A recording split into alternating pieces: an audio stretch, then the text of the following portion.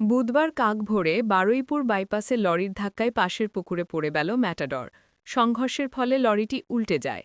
বারুইপুর বাইপাসের মালঞ্চের কাছে রাস্তার পাশে দাঁড়িয়েছিল একটি ম্যাটাডর। কলকাতার দিক থেকে একটি লরি দ্রুতগতিতে এসে ম্যাটাডরের সজোরে ধাক্কা মারে। খবর পেয়ে আসে সোনাপুর ট্রাফিক গার্ডের ওসি সহ সোনারপুর থানার পুলিশ। লরিটি বড়বাজার থেকে মাল নিয়ে রায়দিঘির উদ্দেশ্যে যাচ্ছিল।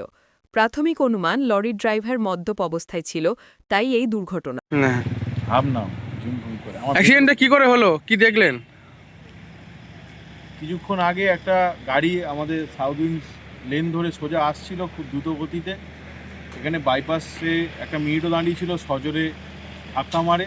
যথাসম্ভব ওরা মদ্যপ অবস্থায় ছিল এবং গাড়িটি যে মিনিটতে ধাক্কা মেরেছে সেই গাড়িটি বর্তমানে পুকুরে পড়ে আছে এখন।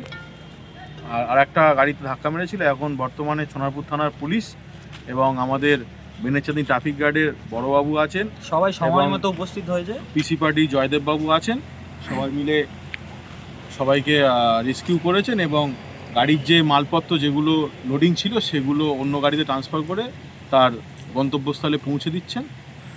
যেই জায়গাটা কোন নাম কি? এই জায়গাটা হচ্ছে মালঞ্চ চাঁদপুর বাইপাস। আপনার নাম? আমার নাম শহীদ মিস্ত্রি।